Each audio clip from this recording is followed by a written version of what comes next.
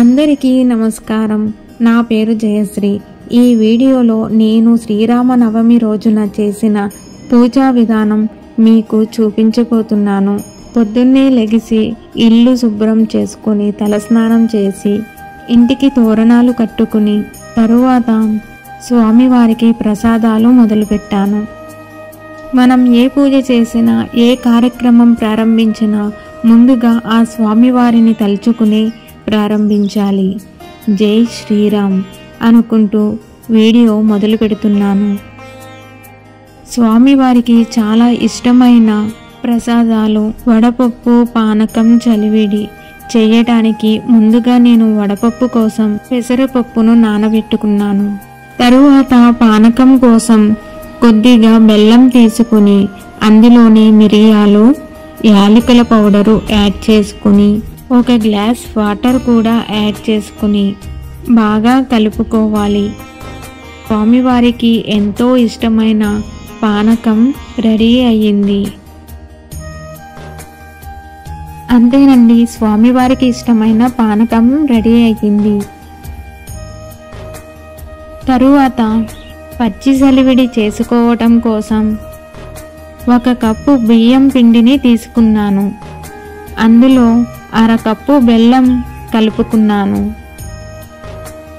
అలానే చాలా కొద్దిగా నీళ్లు చల్లుకుంటూ మనం చలివిడిని ముద్దలా చేసుకోవాలి. అంతేనండి, చాలా సింపుల్గా చలివిడి కూడా రెడీ అయిపోయింది. స్వామివారికి చలివిడి అలానే వడపప్పు 2 కలిపే పెట్టాలి. నేను ముందుగానే 3 కప్పుల రైస్ తీసుకుని కుక్కర్లో వేసుకుని 3 విజిల్స్ వేపించుకుని కుక్ చేసుకున్నానండి. మనకి పనులు త్వరగా అవ్వడానికి, ప్రసాదాలు కూడా ఎక్కువ చేసుకోవడానికి ఇది ఒక సింపుల్ మార్గము. నేను పరమాన్నంకి అలానే పులిహోరకి ఎప్పుడు రైస్ ఇలానే కుక్కర్లో పెట్టుకుంటాను. పులిహోరకి కావలసిన రైస్ పక్కన పెట్టుకుని మిగిలిన రైసులోకి 1 ప్యాకెట్ పాలు పోసుకుని పాలు దగ్గరికి అయ్యేంత వరకు బాగా ఉడికించుకోవాలి.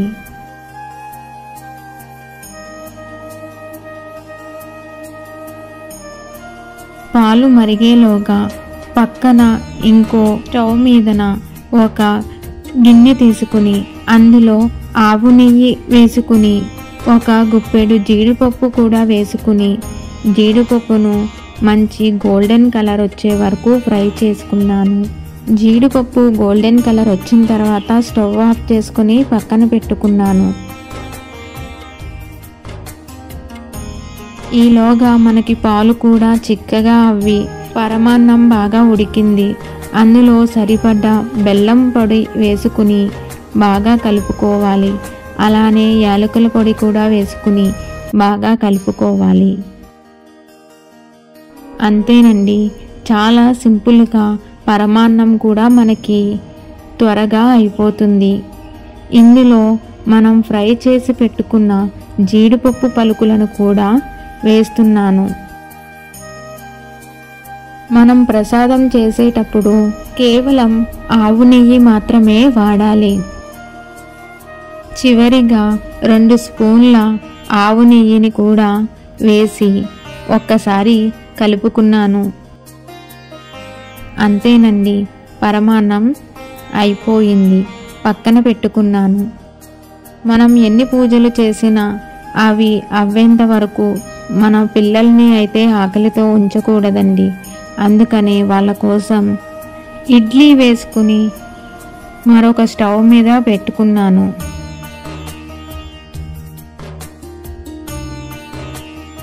మనం చేసుకున్న చలిమిడి అలానే పానకం, క్షీరన్నం 3 స్వామివారికి వేరుగా తీసుకుని ఒక ప్లేట్లో పెట్టుకున్నాను. తరువాత పూజ ప్రారంభించుకున్నాను. ముందుగా దేవుళ్ళ చిత్రపటాలకి పసుపు, కుంకుమ బొట్లు పెట్టుకున్నాను.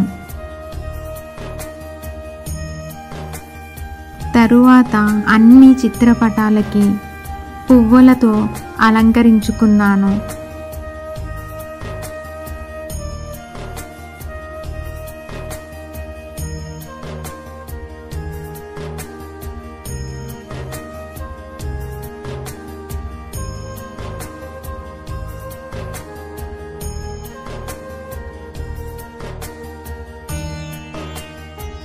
తరువాత దీపారాధన కోసం ప్రమిదలలో నూనె పోసుకుని వత్తులు వేసుకున్నాను.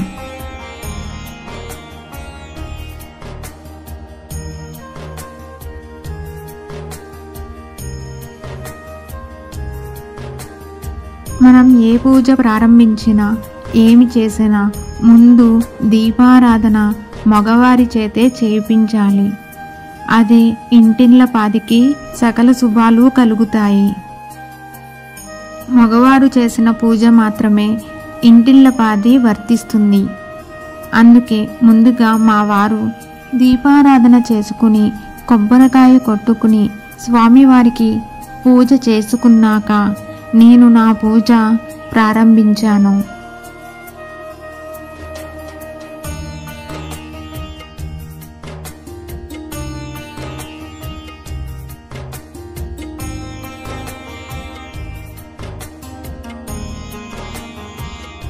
ముందుగా నేను ఆ భగవంతుడిని తలుచుకుంటూ శ్రీరామ రామ రామేతి రమే రమే మనోరమే సహస్రనామ తత్తుల్యం రామనామ వరాననే అని మంత్రం జపించుకుంటూ దీపం వెలిగించుకున్నాను.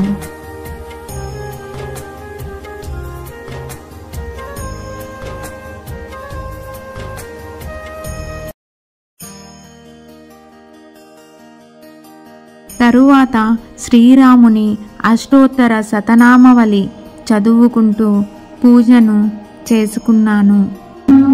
శాశ్వతాయ నమః, ఓం రాజీవలోచనాయ నమః, ఓం శ్రీనాథే నమః, ఓం రఘుపంకవాయ నమః, ఓం జానకీ వల్లభాయ నమః, ఓం జయత్రాయ నమః, ఓం జైతమిత్రాయ నమః, ఓం ధనార్జనాయ నమః, ఓం విష్ణురాత్మకాయ నమః, ఓం త్రివిక్రమాయ నమః, ఓం పితృభక్తాయ నమః, ఓం వరప్రదాయ నమః, ఓం జీతశోధాయ నమః, ఓం జైతమిత్రాయ నమః, ఓం జగద్గురవే నమః, ఓం మహాదేవాయ నమః, ఓం మహాభూతాయ నమః, ఓంయాయ నమః, ఓం బ్రాహ్మణ్యాయ నమః, ఓం భూరి సంస్కృతాయ నమః, ఓం మహాయోగినే నమః, ఓం మహోదారాయ నమః, ఓం ఆదిపురుషాయ నమః, ఓం పరమపురుషాయ నమః, ఓం మహాపురుషాయ నమః, ఓం పురాణాయ నమః, ఓం పురుషోత్తమాయ నమః, ఓం స్మితవాక్తాయ నమః, ఓం మితవాసినే నమః, ఓం పురవాసినే నమః, ఓం రఘువాయ నమః, ఓం అనంతగుణ గంభీరాయ నమః. శ్రీరామ రామ రామేతి రమే రమే మనోరమే సహస్రనామ తత్తుల్యం రామనామ వరాననే. జై శ్రీరామ్.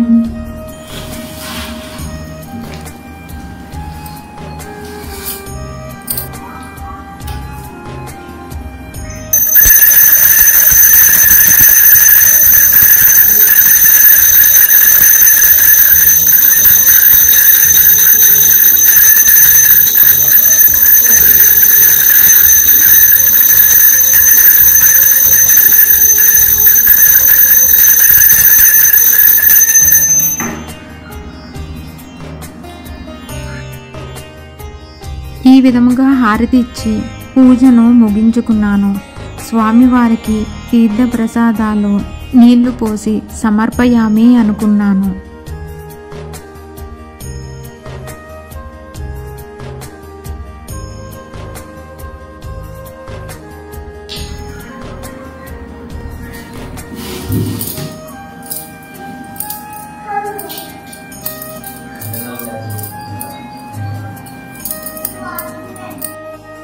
పూజ అనంతరం స్వామివారికి వేసిన అక్షింతలు తీసుకుని ఇంటిల్లపాది శిరస్సు పైన వేసుకున్నాము.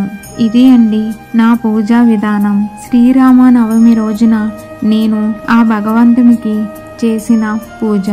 తరువాత రాముల వారి కళ్యాణానికి వెళ్ళి అక్కడే భోజనాలు చేశాము. చివరిగా రాముల వారిని దర్శించుకుని ఇంటికి వచ్చేసాము.